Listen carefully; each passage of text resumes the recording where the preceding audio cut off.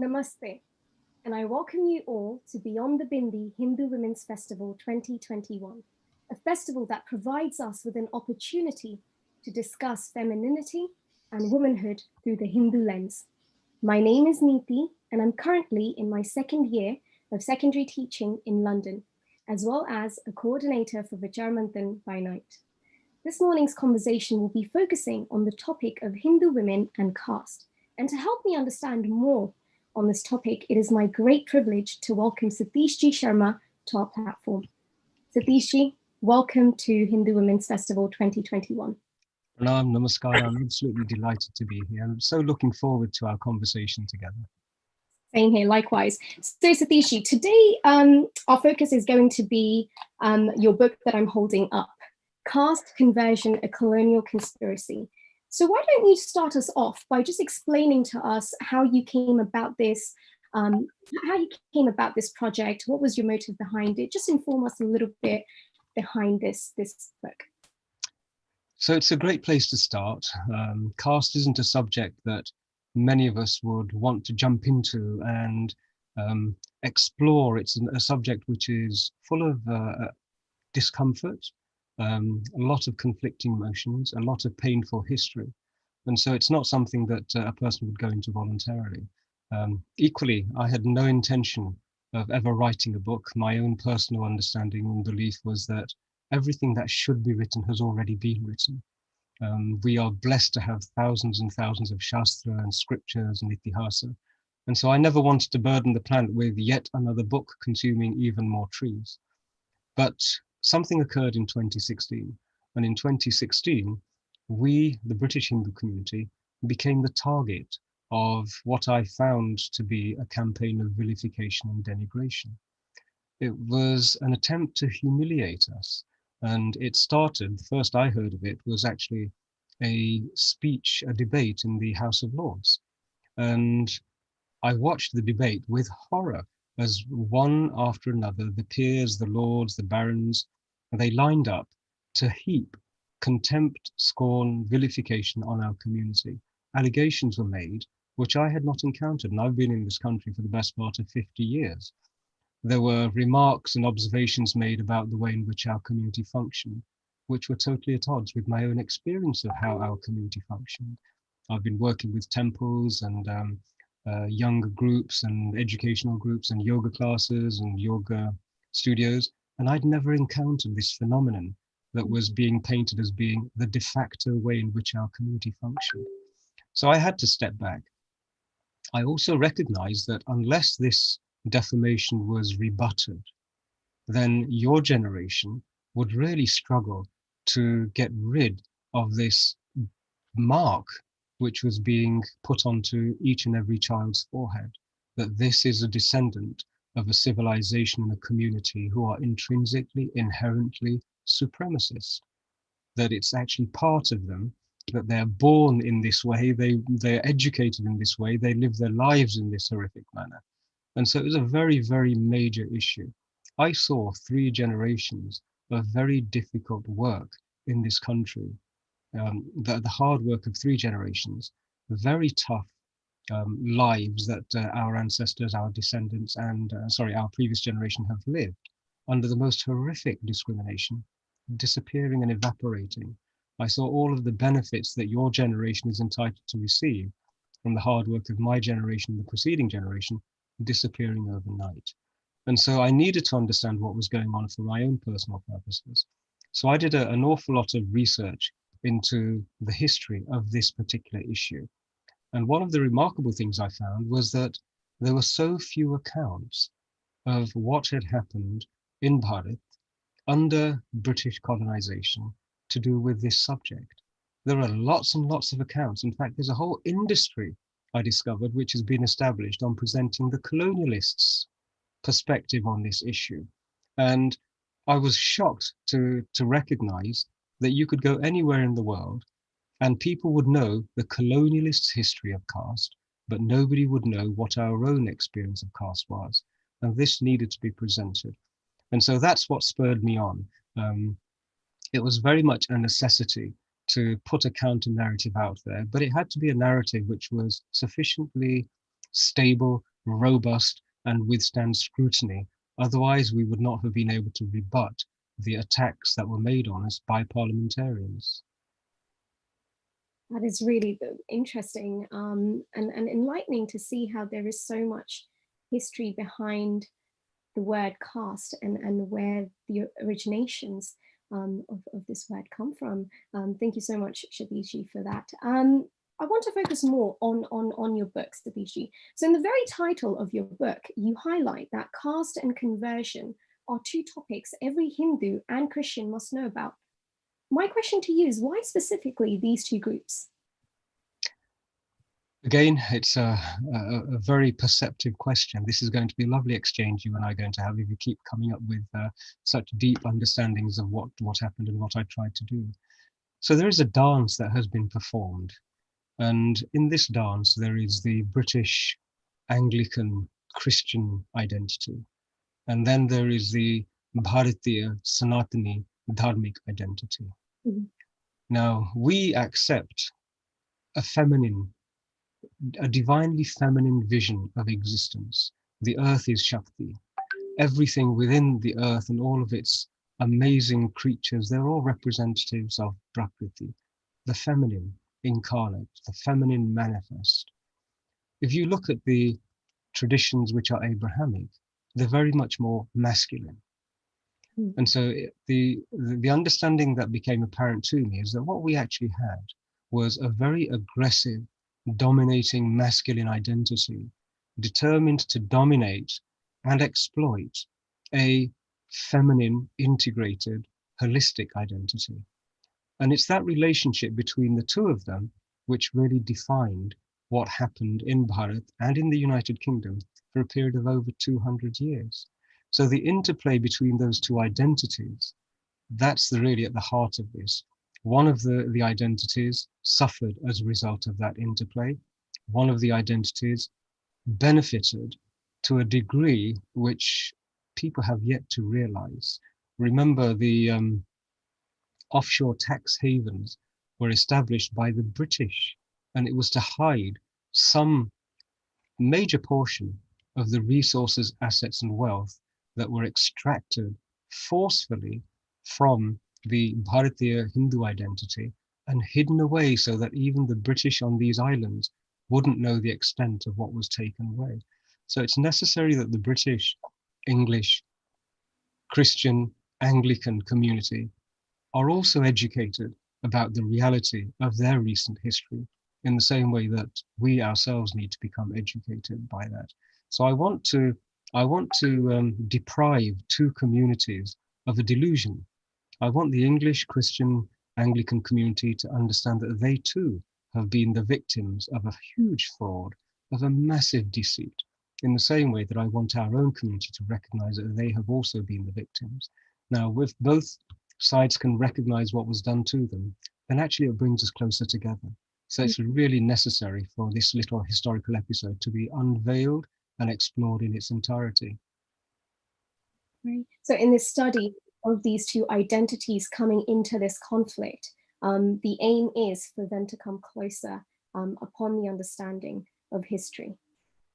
Correct. And this is a hidden history. It's an inconvenient history for one party, but it's a vital and crucial history for the other party. In an abusive relationship, it's the same dynamic. That dynamic can only be healed when both parties fully recognize how the abuse is being conducted, what one party is feeling as abuse and what the other party may be doing as abuse, but not even recognizing that that's what it's doing. So we have two civilizations which were actually involved in an abusive relationship. And it's remarkable, as you start to explore it more and more, you understand that some element of that abusive relationship still persists. I find it remarkable that our Hindus, we have this capacity to celebrate independence. And the story that we've been told is that on such and such a date, we became independent. And the ideology is that we were nurtured. Up until that point, we were toddlers, civilizational toddlers, who at one point in time, the superior parent decided, okay, you can now have independence. When if you look at the reality, it was Britain that had the capacity to become independent after 280 odd years of theft.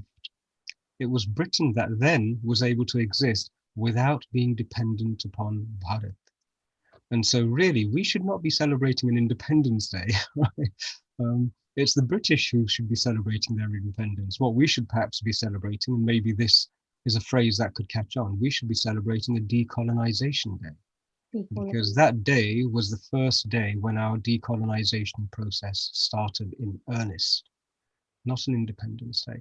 But this is just a shade of some of the residual abuse and harm that still casts its shadow over this relationship. Like all toxic relationships, you cannot move on and heal unless you address the issues that are foundational to the abuse in that relationship. So I think this is something that's important for our British Hindu community and the British non-Hindu community to recognize. Precisely. And I think your answers are going to spark a lot of curiosity and probably a lot of questions to our live audience. So I implore everyone watching at home to please put your questions on the YouTube chat function. We are going to have a live audience Q&A, and I would love to ask your questions to Satish. So please keep your questions coming. All right, Satish. I was reading through your book, and one of the chapters you describe, and one of the chapters, I've got it in front of me right here, you're defining hate crime. What is a hate crime? So you describe caste in your book as a hate crime. So I'd really, my question to you would be, what is a hate crime, and why do you call caste a hate crime? So I wanted to be very specific that the word caste and the leveraging of the word caste is intended to create an emotional imbalance. When somebody accuses somebody of being casteist, the intention is to diminish the person's sense of self-respect, is to make that person feel emotionally vulnerable and guilty, even though individually and personally, they may have done nothing whatsoever. Now, this is the manner in which a trope works. So a trope is an idea. If I can use a parallel example, for a long period of time, the Jewish community were accused of being the murderers of the Christ, that they were the community who killed the Son of God. This was proliferated throughout Christendom, and the impact on the Jewish community was always one of harming them. It was a way in which people could be conditioned to respond with a predetermined reaction, a reaction which bypassed their faculty of reasoning and reflection. This is the way in which a trope works. You think you know everything about it already without having studied it, and your response is predetermined and predictable. And so this is the manner in which the caste word has been sculpted. And this is actually proven. I can establish that this was the case. We said to the legislators, caste is a Portuguese word. It means class.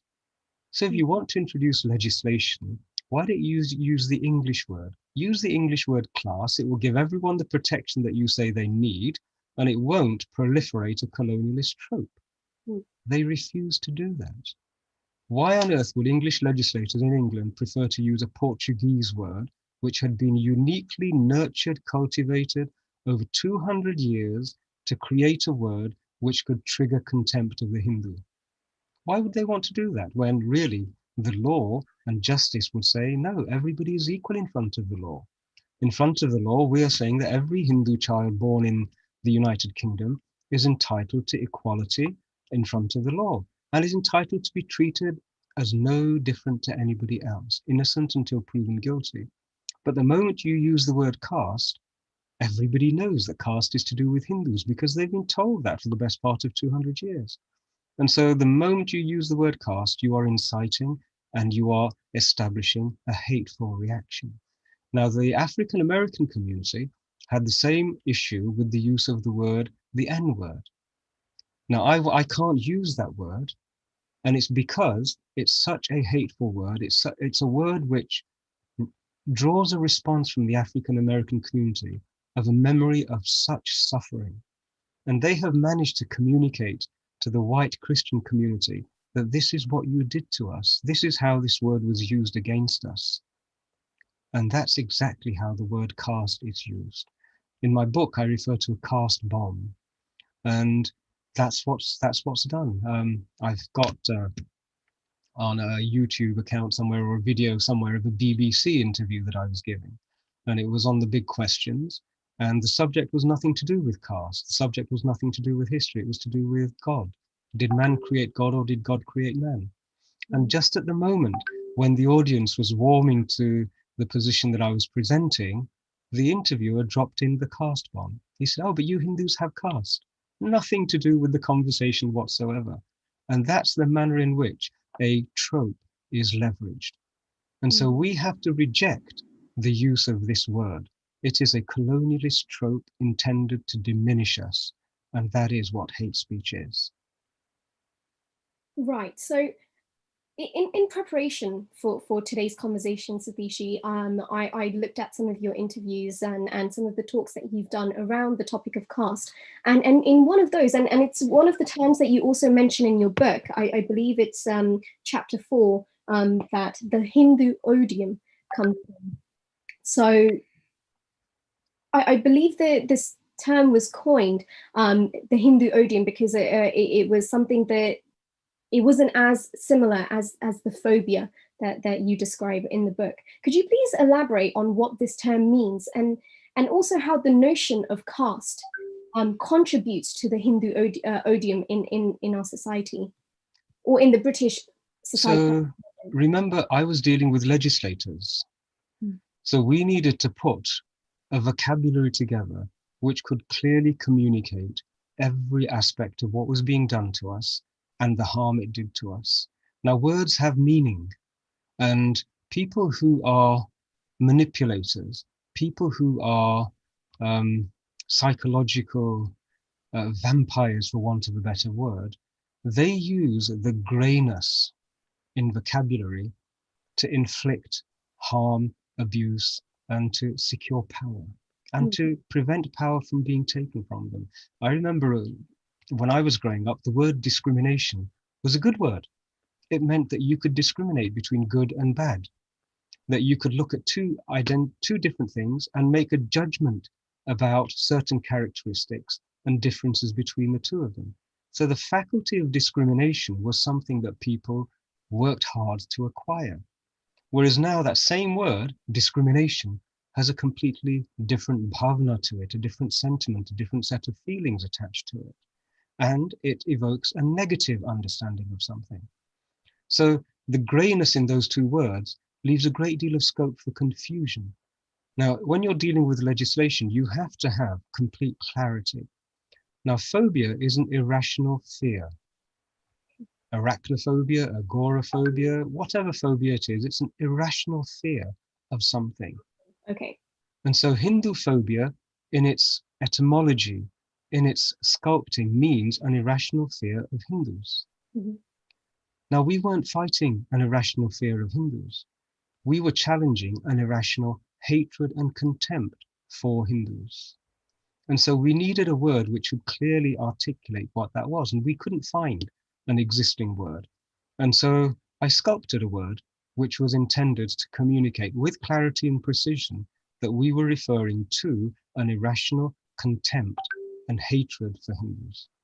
Now, odor, when you think of the word odor, it's from the Latin, it means a smell. And if somebody is described as being odious, then you are repulsed by them. You automatically feel contempt for them.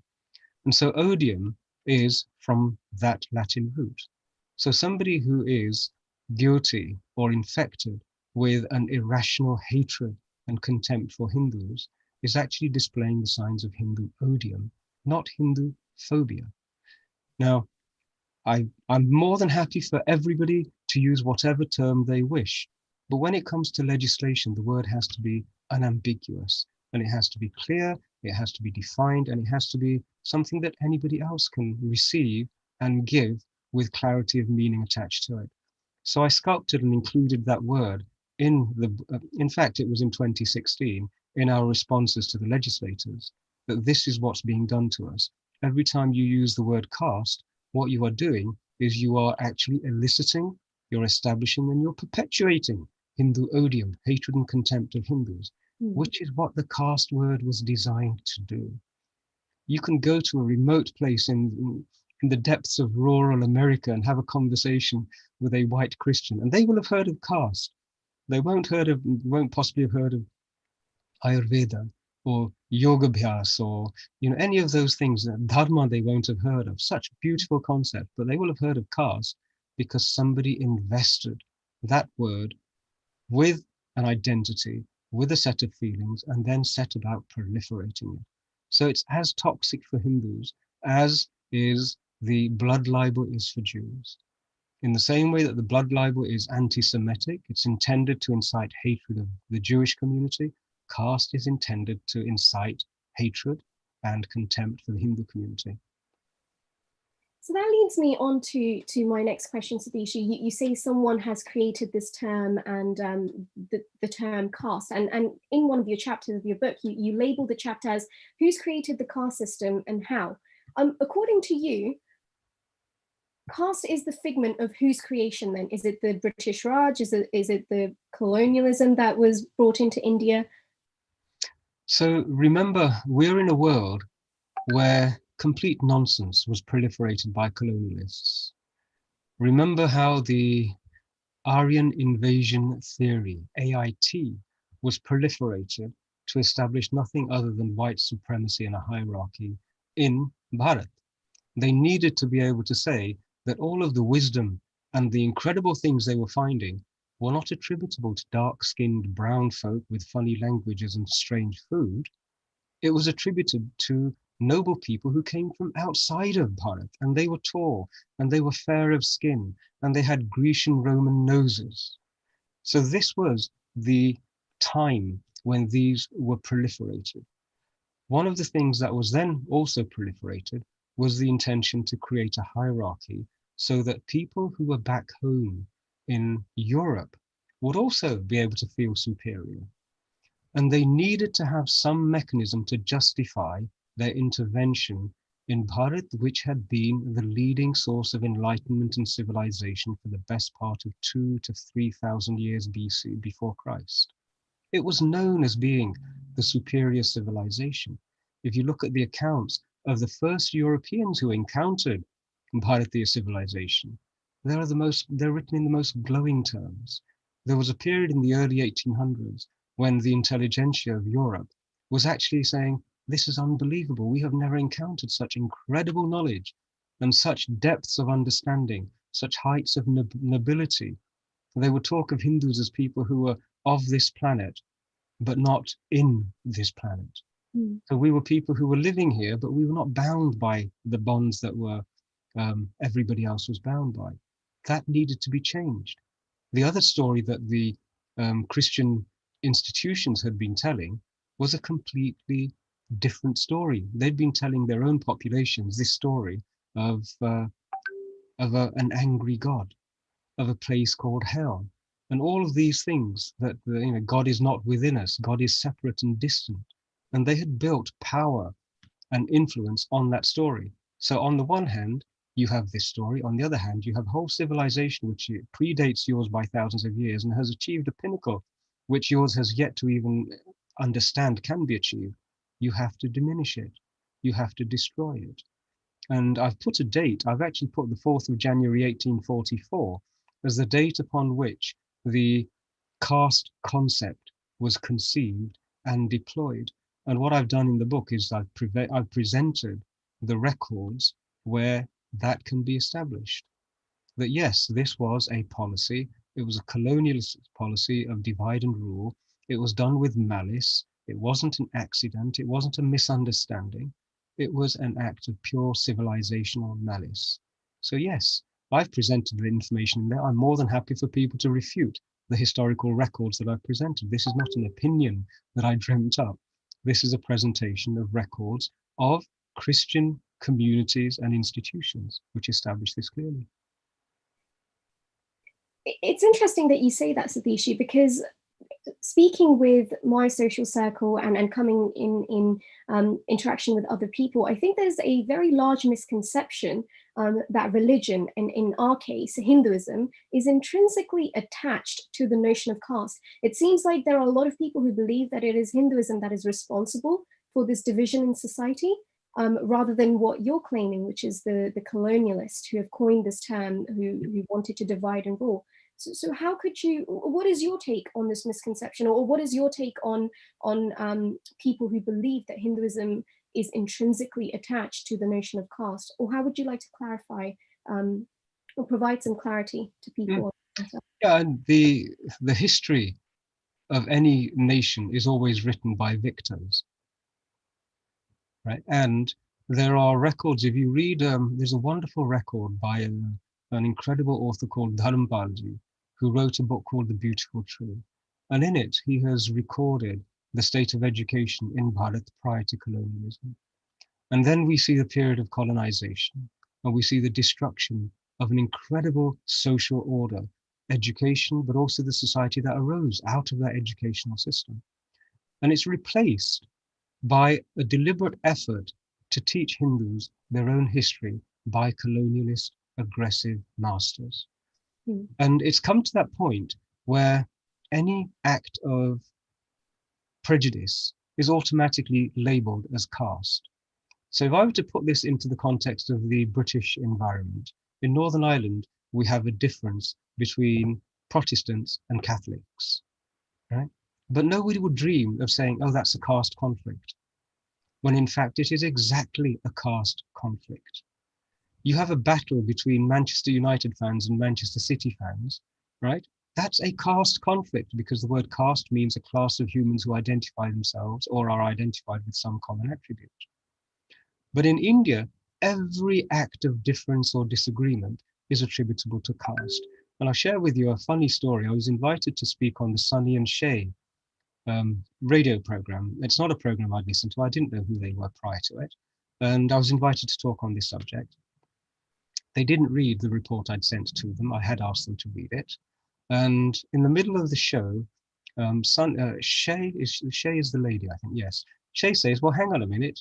This caste thing, it does exist because I'm a Ramgarhia and my husband is a Jat. And our families were not happy about our marriage. I may have got those two the wrong way around. It's a minor detail, right? And we had a caste problem. And I said, well, no, one of them is a social occupational guild. Jat is actually to do with occupations. Ramgarhia is to do with a religious sect. So it's like saying that a family of Protestants were unhappy when their daughter wanted to marry the son of a carpenter. That's the equivalent. And that's nothing to do with caste in the Western concept, but you're telling me that that's a caste issue. And the issue is that everybody has automatically got this notion that anything to do with discrimination in India is to do with caste. That's one problem. The other problem, and this is something that the British were so successful in doing, is they spread the lie that to be born a Hindu meant you automatically belonged to a caste. That is a fundamental lie, and I disprove it in the book with the evidence. So just because people believe it doesn't mean it's true. And this is the way in which a trope works. People think they automatically understand something without having done any scrutiny of it. And that's why it's such a pernicious act of hatred against us to proliferate it. Well, I hope that definitely provided some clarity for me, because there was a period in time where I still don't think I know enough about the topic. Hence why this conversation with you is so enlightening, but I hope this provides some clarity to the people who link Hinduism as a religion to the origination of caste. Since we're celebrating womanhood and feminism in this festival, Satishji, my question to you next would be, if you remove caste from Hindu, how exactly in today's society are Hindu women affected by caste? Wow, far be it from me to pass any judgments on what our sisters and mothers and daughters are doing. But there is one dimension of this which I think is probably worth exploring. We're having this conversation in the English language. We're using the framework and the vocabulary and the idea sets which are contained within the English language. Now, we're from a civilization which has a completely different web of understandings, a different web of concepts, and a different web of words to describe those. And ours is a much larger, grander vocabulary and idea set. So when we talk about identities in our traditional approach, it's totally different to the way in which identities are looked at in the European and Western approach. And so if we are going to resolve identity politics and the conflicts of identity politics, remember, identity politics is the most powerful tool of the people who want to divide and rule. Right? Division and rule is done through identity politics, and we have already far too much of it. Now, we have a tradition which says that the individual human being needs to learn to identify with Atma. Could And you we just have explain the term Atman, because I'm not entirely sure if everyone at home will be able to understand that, just before you proceed. okay. So Atma is that part of us which is aware of its own existence since the moment you opened your eyes on this planet. There's a continuous experience, isn't there, of you being you, where you can think back to your experiences going back to early childhood. That continuous experience of you being you and existing is the experience of Atma. Now, everything else that you have understood about yourself since that moment is subsequent to you opening your eyes on the planet. So all of the language, all of the words, all of the ideas of identity, sister, daughter, Hindu, British, all of these are words and ideas that you've picked up on the way. And so in our tradition, we see them as garments. So somebody came along to you one day and said, Beta, you're a Hindu. And this is what it is to be a Hindu. And they painted the imagery of a garment of ideas, and you place that garment on your sense of self, and then you start to think of yourself as a Hindu, as every other dimension of your being other than Atma. Now, our tradition says that each of us is on a journey to experience just being Atma again, that same primal awareness that we had when we opened our eyes here, not knowing anything, but being fully aware and alert. That is the essence of what we are, and it's present in every existence, every moment of existence that we have. But we have an issue in that we get entangled up in physicality, and then we get entangled in ideology. And those two entanglements are the working space of mischief makers. Our vision is that in order for existence to continue, there needs to be separation, there needs to be duality, day, night, etc., etc. We need to have two things. And in this existence, we need to have a passive principle and an active principle. And those two principles we call Purusha and Prakriti. Atma is the same, but they have different qualities. They have different complementary contributions to make. And those complementary contributions, they can be fully experienced differently. One Atma may choose to clothe itself in a particular combination of physicality and identity at a different time. And then it may be a completely opposite set at a different moment.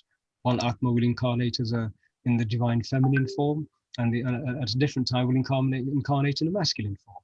So we're not adhering our identity and investing our identity into these things that are changeable. We say the Atma is who you really are. That's a unique perspective, because then what happens is your body becomes a vehicle with which you navigate an existence. You are not defined by your body. You're not defined by whether your reproductive organs are within the body or without the body. That's a relatively uncomfortable image to present on a Sunday afternoon. But in essence, people, I'm afraid so many people on the planet do identify with the physical location of their organs of reproduction and distinguish between the two. We don't.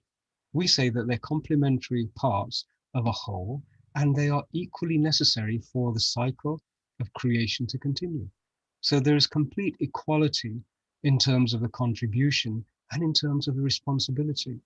We do not have this hierarchical understanding that one must be better than the other, one is superior to the other. It's nonsense. It's a figment of a deluded exploration. So when it comes to our ladies, daughters, mothers, sisters, etc. They have a contribution to make that we men just most of the time can't even understand nor appreciate until we understand who we are and what we are to a fuller degree. And then you begin to identify the role that both parties have to play in continuing this incredible dance of Purush and Prakriti. Interesting. I'd just like to pick up on the word that you've just used, Satish, hierarchical. And I want to trace a few steps back because you'd already mentioned something about jati and varna within your answer. So in your book, you define modern day caste as having three attributes. One is hierarchical, endogamous, and hereditary. How is this different to jati and varna? Because I think the misconception again is that we get the two confused. Okay. Wonderful. And you're absolutely right. People do. People use them interchangeably with a very shallow understanding of the confusion that interchangeable use of these terms creates. So jati is a guild. Okay. Now, guilds are very valuable. They are the repository of the society's knowledge capital. When a family dives into sculpting, Michelangelo learned an incredible amount of understanding of how texture in marble controls the final appearance of that product. Imagine if he had a son or a daughter and he taught them what he'd learned. After 3 generations, you would have a human being who is the repository of the world's most advanced understanding of the nature of marble when it comes to sculpting. That's valuable. So in Bharat, we had jatis, and jatis were the repositories of this knowledge capital of society. We also had kul, and kul is the traditional repository of over a period of generations of a particular type of knowledge. So you would have a kul which was responsible for one of the Vedas. Their people would deeply dive into the Veda and they would pass it and share it and preserve it and make sure it was passed to the next generation. And deep knowledge can only be acquired if it can be preserved from generation to generation. So we had those mechanisms and they were jatis and kuls. Okay. Now, Varna is totally different. And then when you come to Varna, people often confuse Varna with caste. And this was a deliberate mechanism to denigrate the Shastras. If you could say caste is this terrible thing, and it's the means by which Hindus oppress each other. Oh, and look, caste actually means Varna. And here is Varna in the scriptures. Therefore, the scriptures are horrible sources of this terrible way of living. Varna is nothing of that sort at all. And Varna is described time and time again. And in the book, I touch on the use of the word var. In Swayamvar is a wonderful way of understanding what var is. It's the same root. And in variety, variation, variance. So var is identifying one amongst a number. It's also used to identify colors in a rainbow, varmala. Right, so we in the Bharatiya Hindu script is called a Varnmala, the Ka Kha Ga, the alphabet that we write. It's a variation of sounds. So Var identifies variations, and what our scholars and rishis established, they said, well, there are 4 basic variations of human beings in terms of their aptitudes, and we can define what they are. And what we should do is identify as early as possible what the Varna of an individual is, and nurture that Varna so that person can fully contribute, but also experience fulfillment in that Varna. So Varna has nothing to do with caste. Varna is about the aptitude of an individual. Some of us are intellectual, some of us are courageous, and there's a mix of all 4 of those in most people. So Varna is nothing to do with caste, it's to do with the aptitude. Now the hereditary angle is the one where most people struggle. And I've read so many accounts where people have not made the difference between birth and hereditary. Hereditary is something you acquire from your ancestors. And so when a situation arises and Kshatriyas are saying that Kshatriya fathers and mothers give birth to Kshatriya sons and daughters, that's a mistake. That is not the case at all. But if you say that a Kshatriya family lineage is the repository of the knowledge of warfare and justice, and we want to pass that on to our children, and so they should be trained and taught as though they're the worthy recipients of that, that's perfectly fine. But if in that Kshatriya lineage you've got one person who hates warfare, can't stand the concept of conflict, is from a childly age is like Prahlad Bhagat we celebrate at Holi, saying, no, we're all one, we should love each other, and isn't wisdom wonderful? In that Kshatriya family, a child is born with a Brahmin Varna, which is not courageous particularly. The strongest attribute is actually study, introspection, reflection, academic traits. So in that Kshatriya family, that child with a Brahmin Varna would have been sent to school to become a Brahmin, somebody who can write and record knowledge and teach and so on and so forth. So birth and hereditary are two different things. So the birth, it is possible to identify a child at birth from their Janam Patrika and say, this is what their Varna is, we think. And then education says, well, is that really their Varna? Let's work and understand whether it is. And if it is, let's heighten it and develop it and teach it. So Varna is not transferred through hereditary processes, but Varna is largely detectable at birth. But there is nowhere in the Shastras which says that Brahmins give birth to Brahmins and Kshatriyas give birth to Kshatriyas and doctors give birth to doctors, etc. It's a nonsense. Right. So they're the two strands which are subtly separate but need to be understood if you are going to have a look at the way in which our ancients said humanity can organize itself efficiently. Well, that's really interesting because there's a lot I've packed into those words and a lot of ideas there, but they're worthy of exploration. Yeah, and definitely to our audience at home, I'm sure you have just as many questions as I have right now. Please do keep them coming on the live chat. But Satish, thank you so much for that. I think your answer stumped me because it's taking me some time to digest what you've said, because it almost asks you to go back on everything that you've been fed through civilization as the generations pass through. You're almost disputing everything that the majority of people kind of view Jati, Varna, and caste as. So that's a really... So everything I'm sharing with you has a grounding and integrity in terms of Itihas and Shastra, our own records and our own Adhyatmic literature, our own accounts of the spiritual journey of a human being. Whatever that sort of an understanding of the purpose of a human being creates in its social manifestation has to be consistent. You can't have religious scriptures and texts which talk about we're all Atma. Each of us is Atma on a journey of exploration, and then say, well, actually, we're also unequal. It doesn't, it's irrational, it doesn't compute, and that's not what we have. Interesting. Satish, I was just looking through your table of contents, and when I was reading your book in preparation for this conversation, a chapter really struck my attention, and that is called an appeal to Dalits. You've made an appeal to Dalits, and what I want to steer this conversation into now is that there are a great many people who identify or have been forced to identify as Dalits. What is your message for them? What is this appeal that you make to them in your book? So there are two dimensions to this.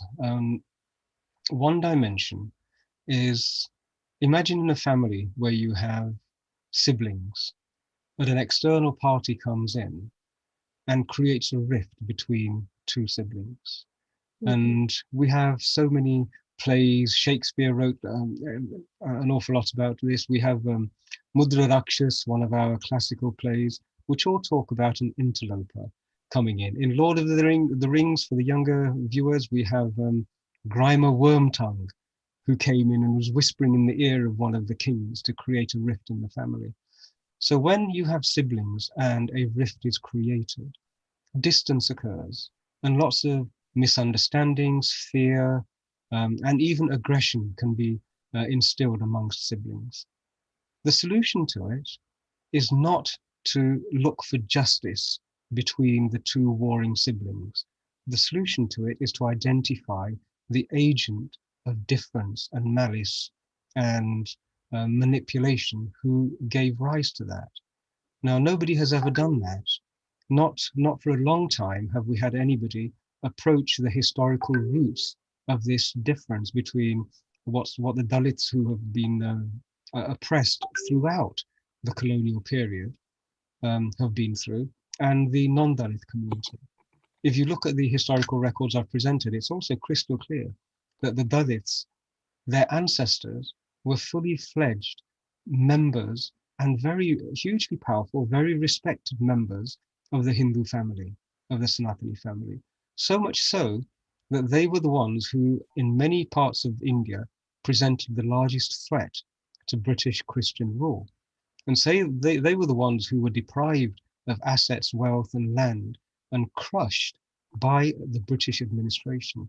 And as was done so skillfully in so many parts of the world, the British were wonderful at saying your oppression is actually as a result of so-and-so who's your family member, whilst they were the genuine architects of inter-community strife. And I've provided the documentary evidence in there. And if we can remove the political advantage of identity politics, there is a fantastic opportunity for the children of those communities to reconnect with their own ancestral nobility, to reoccupy that instead of being the pawns of politicians and continuously identifying themselves as the crushed. If they were to step back beyond the period during which they were crushed and connect with their ancestral nobility, power, and respect, then they could continue their journey of community evolution. And we should be active partners in supporting that. That would be a genuine healing. That would genuinely be a recovery from the wounds inflicted upon us by colonialists. That can only be done by reaching out to each other, as brothers and sisters would reach out to others to try and heal a rift that existed between them. We're serving nobody if we still dance to the tune of those who raped, pillaged, murdered, massacred, and exploited our civilization for several hundred years. If we're still dancing to that tune, we haven't learned anything. Mm. Now that we're on the topic of Dalits, it's very clear that even after all these years that have passed of colonialism and British Raj, it's clear that caste-based discrimination has disadvantaged many people in India. And it still is disadvantaged. It does still pose many disadvantages to the modern Dalit population of India. How can we empathize with their trauma whilst coming together? Because you are talking about coming together. How can we empathize with their trauma whilst coming together to acknowledge that this notion of caste is not intrinsic to Hindus? You see, the way in which a trope works is the first casualty of any trope is one's faculty of reason. It reaches past reasoning, it reaches past dialogue and triggers emotional responses. This is the way in which a trope works. So the first thing is that we have to understand and accept the principle of equality in front of law and justice. Okay? You're born in this country. My children, I'll use my own family as an example. I have sons in this country. They were born in this country. And by perpetuating the idea that Brahmins discriminate against Dalits, that the highest discriminate against the lowest, is an injustice on two people. One, it's an injustice on those children who are born in this country with Brahmin surnames, because it automatically assumes that they have some sort of an advantage and a privilege, which they don't. They have the right to equality in front of the law, and that's why justice is always shown with a bandage. So if we're going to pursue equality and justice, we have to do it uniformly for everyone. By automatically assuming that one party is the victim and another party is the perpetrator, and starting on that basis, we're already starting from a point of injustice. And the colonialists would love for us to start from that point of view. When I was exploring and doing my research for this book, I visited Sri Juloramji, who is what would be described as a member of the lower castes. And he's a minister for tribal affairs in India. At that time, he was the minister for tribal affairs. And we spent a lot of time together. And he has done an enormous amount of research in all of the tribal areas and the backward communities. I was unbelievably impressed and honored with the quality of the data that they presented. They had done the research down to village level across the states, and they'd identified the demographics and the traditional background of all the communities and the work they were doing. And I remember his remarks to me. He said, Satish, caste isn't my problem. He said, I want to uplift all of these areas. And the problem that I really have is inter-community strife. He said, inter-community strife, even to this day, is being fomented by missionaries and the evangelical movements. We could move beyond it if it wasn't politically advantageous for these groups to keep this friction going.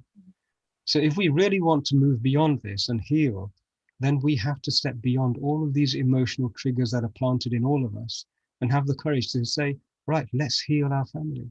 You have to remember that those people who are labeled as Dalits during colonialist times, there are many people in our tradition who are from what the Brits would call low castes. Valmiki, the scribe who wrote the Ramayana, right, he was from a low caste, as these people would say, and yet we worship Valmiki as being Maharishi Valmiki. Right? There are so many examples where the reality of what Hindus did and how they lived fly in the face of this rhetoric that Hindus equals caste. The reality is totally different. The propaganda is, however, very strong and very present. And the solutions are also solutions that were established in colonialist times, and they're destined to fail. The only way you can move past identity politics is not to look for equality between identities, but it's to step beyond and recognize identicality at Atma level. And that's the journey that as Sanatanis we can undertake. And if we do this, it'll be extraordinary. One thing I discovered in my putting material together for the book, in the United Kingdom, we have communities who were once upon a time labeled as Dalits by colonialists. And when we spoke with them, they were very clear. They said, look, we're in this country. Our children are financiers, they're accountants, they're lawyers and doctors. We do not want this label of Dalit. It's not something that's relevant to us. It's not something that we want to carry forward. They had abandoned the politics of victimhood, but in doing so, they had denied politicians the power of manipulating their status for personal political advantage. And that's a huge step forward. We can take this. We should welcome and embrace the opportunity to heal this wound. What I'm gathering is, thank you so much for that answer, Satishi. What I'm gathering from our conversation now is that there's a lot of, I'd say, blame placed upon the British Raj and the colonialists who have brought in this notion of caste within our society. But there's no denying that our current society is still very much plagued by caste. How do we take responsibility? How do we get rid of this plague of caste and discrimination that is attached to it within our society, rather than passing the blame? And please do correct me if I have got that, if I'm incorrect in saying that. And you've probably answered my follow-up question here, but more explicitly, how can we move forward as a community and take responsibility of the atrocities that have happened throughout history? So we need to, it's a relevant question. What's the utility value of an understanding that I've presented in the book? How do we use it and how do we move forward? We have to do this. Now, it's not an easy task. When a society as complicated, complex, subtle, and refined as ours has been set warring within itself, it's almost like we have mimetic cancers, tumors planted throughout the body of the Hindu identity and Hindu community. We have to heal them. But one of the first things that has to be done is we have to identify the people who derive advantage from preventing us from healing them. They cannot be allowed to be part of this conversation. And so I've been very robust in my engagement with Christians and especially those who are involved in the evangelical mission. It's clearly to their advantage to cause rifts and to sustain pain in our community, because that then gives them a unique selling point. Hey guys, you Hindus are all terrible. You've been killing each other because of your religion. We've got something nicer. Come and sing hallelujah with us. It's a very simple and crude policy of the destruction of social cohesion. So that step one is the only people who should be in this conversation are those who have skin in this game, right? Our Hindus, we have to make sure that we can create protected spaces where we can have these delicate and sensitive conversations. So that is the first thing. And the intention of my book was to create those boundaries, to toss out the evangelical missionary types who would not want us to heal this rift. Remember, they have invested huge amounts of money and propaganda capital in telling the world that Hindus are casteist. And so they do not want this to happen. It shows them in a true light, and it actually makes it easier for us to heal. So we have to create that safe space. The book goes quite a way to establishing that safety and removing the interference of the evangelical traditions as a first step. Secondly, it goes quite a way towards extending a hand of support and empathy to the communities who have suffered as a result of this. Now, when I say the communities who have suffered, remember, right now in Bharat, a child who is born from an ancestrally Brahmin family has to pass exams with a much, much higher bar than a child who is from a deemed lower caste family. That's an injustice. That child is born on this planet with equality in front of the law and in front of Paramatma, and is entitled to justice as well. Why should that child be required to suffer and be discriminated against? It's an injustice as much as it is an injustice to deprive somebody of a job because they're low caste. We have to create these relationships and look for justice for everybody. I think I've been encouraged recently by talk now that reservation should be on the basis of economic status. And that is a wonderful way of balancing everything. And you have to remember that although a lot of the non-Indians malign Bharat and Hindus, the reality is that we had women in places of power and authority long before anybody in the West did. Right? It was only in 1962 when non-Christian people could actually become citizens of the United States. Prior to 1962, you could not be a naturalized citizen in America unless you were white Christian. So we have always had a much higher bar of looking after justice and equality than many of the Europeans have. It's just that we don't know it. So we've got the opportunity to do this. We have to do this ourselves. And I think it'll be a significant step forward in the re-emergence of a strong public voice on the planet. Brilliant. Thank you so much, Satishi, for answering that question. I'm quite conscious of time, and I'm also seeing on our YouTube chat a lot of questions are coming up. So my first question from the audience would be, how do we communicate de-identifying to a Western audience? That's one of the audience questions for you, Satishi. How do we communicate? De-identifying to a Western audience. Interesting. Good question, and potentially capable of being misunderstood. So I will respond to it in the manner that I've understood the question. There are two dimensions to this. One is our tradition has always said, we do not want to interfere in your private affairs, your community's problems, etc. This is why we don't convert. Right? We won't interject into somebody else's spiritual journey or private exploration of existence. We have that boundary in place. We respect these boundaries. And so we don't step into a place unless we are invited to participate in that place. Sadly, there are communities who do not adhere to those self-imposed boundaries and who want to engage with us. Our first step is, I always say, is I use adhikar. Who has the right to interfere in our internal decisions and choices? And I police that boundary rigorously. And this is part of not needing to dance to the tune of people outside of our community who have demonstrated they don't have our best interests at heart. So in terms of de-identifying to the Western communities, my answer to them all is, I'm sorry, what business is it of yours? If I wish to identify as Napoleon reincarnated, I'm not harming you, my tradition says I have the freedom to do that. And I have the freedom to recover from that psychosis in my own time. I don't need to dance to anybody else's tune, and neither do we. We are not a community who causes harm to any other community. All we ask for is to be allowed the freedom to exist in our own and living out our own vision. That's all. And so we do not have to satisfy anybody's choices about how we identify and how we should be pigeonholed. So I reject anybody else's authority to define us. Thank you so much. I hope that answers the audience question for that. The next question that's come up, Satishji, it's quite an interesting question. The question is, how can Hindus engage with the British media to correct misinformation regarding caste?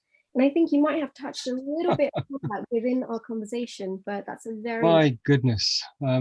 This was probably the most challenging part of engaging with the caste discrimination legislation.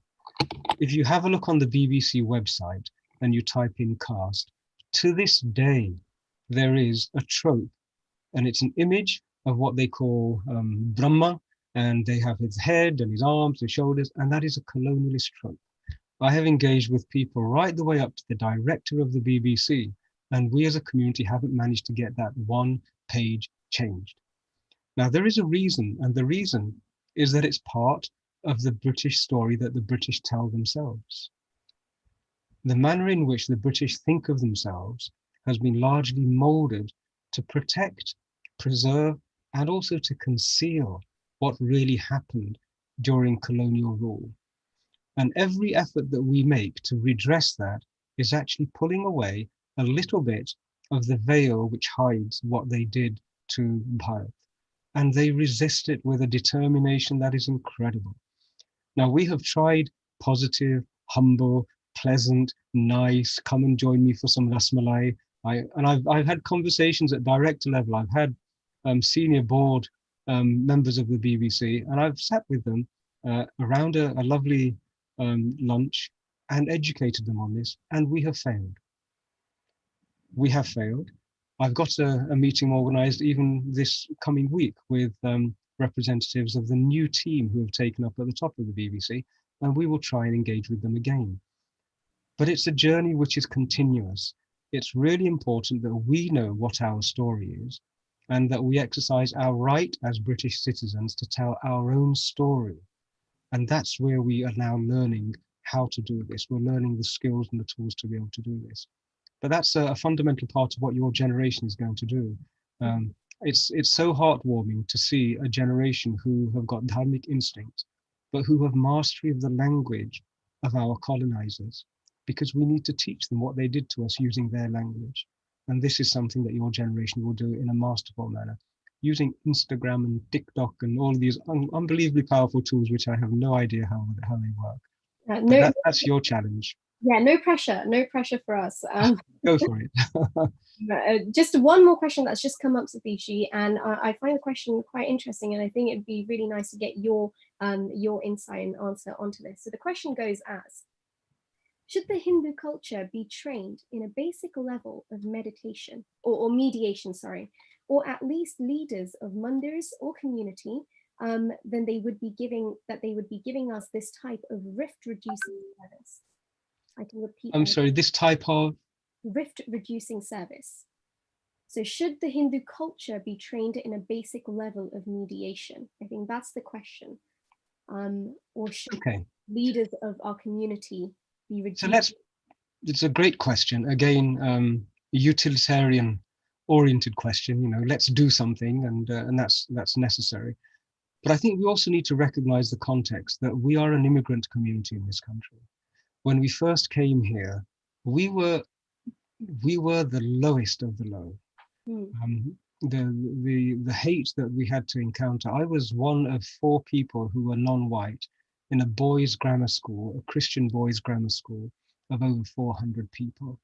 And they hated every aspect of who we were. We're now 3 generations on from that. And so the first generation managed to establish a degree of economic security. And we've managed to establish a degree of community identity.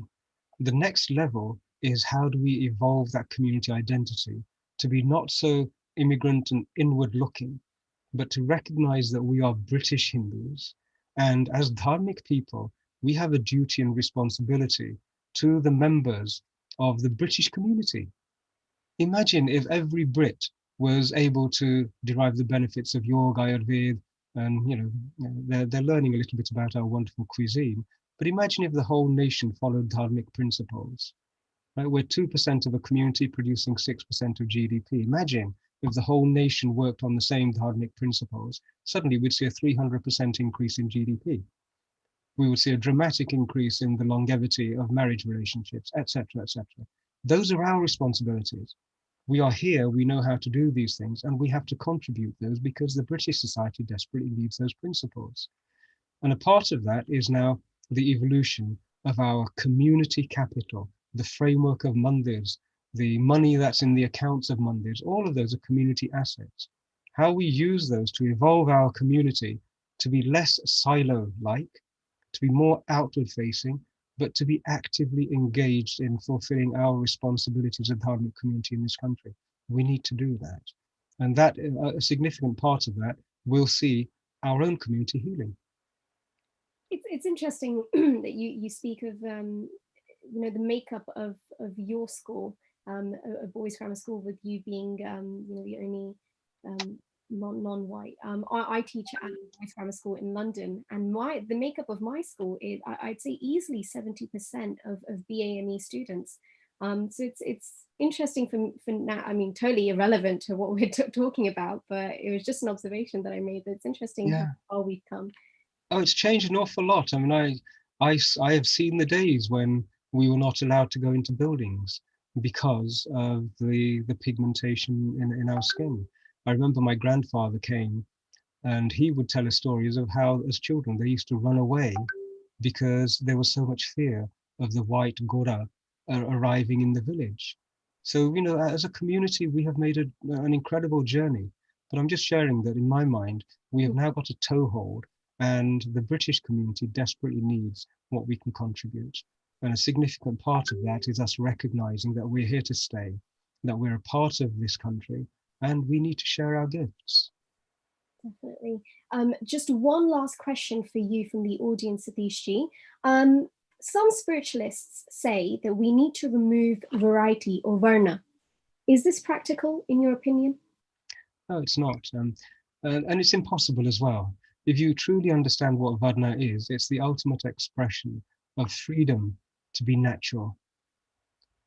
Each of us has gifts which are unique and personal to us, and we should have the freedom to explore those. All Varna did was recognize that unique diversity and try and create a society which would contribute towards appreciating and nurturing that diversity.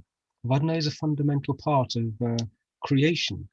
The Ayurvedic understanding is so beautiful, and it talks about how each of us is composed of the different gunas, and that will always be the way. The gunas that drive us are part of this creation, part of this Brahmand. And so by pretending that Varna doesn't exist, by changing the vocabulary of Varna and hiding it, that's very shallow, relatively politically correct manipulation of language and thought, but it doesn't remove the fundamental factors of creation. So Varna is merely a recognition of diversity. That's all it is. Thank you, Satish. I'm quite conscious of time, but thank you for answering our audience questions, and thank you for engaging in this conversation with me and choosing the platform of Beyond the Bindi. This has been an extremely, extremely insightful conversation for myself as well as the viewers, I hope. A topic so important and broad can hardly be understood in the 60 minutes that we had today. But I invite you all at home to take these topics in your own circles, in your own homes, and really have your own discussions around it. It is also the last day of the Hindu Women's Festival, so I implore you all to tune in to the remaining talks and activities that are lined up for you. I thank you all once again for joining myself and Satish Ji on this really insightful and this insightful discussion around caste. Neeti Ji, may I compliment you on the work that Tattva is doing? I've been following it ever since its inception, and one of the most encouraging things about it is that there are so many places where we are spoken about, but where we do not have a voice. And caste is one of those areas where those who've derived political advantage from it have been very vocal. They have been talking about this all over the world, in every forum, in every university. A whole industry has arisen, but our voice has never been present.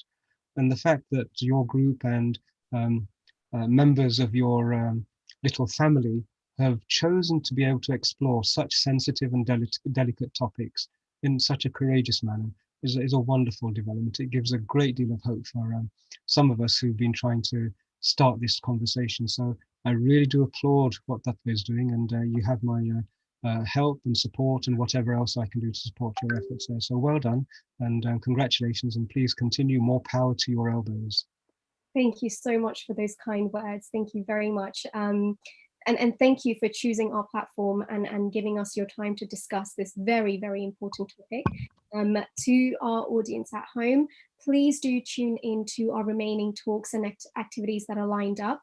I thank you all once again, and Satish, thank you very much again for choosing us and coming onto our platform. Om Guru Bhyo Namah.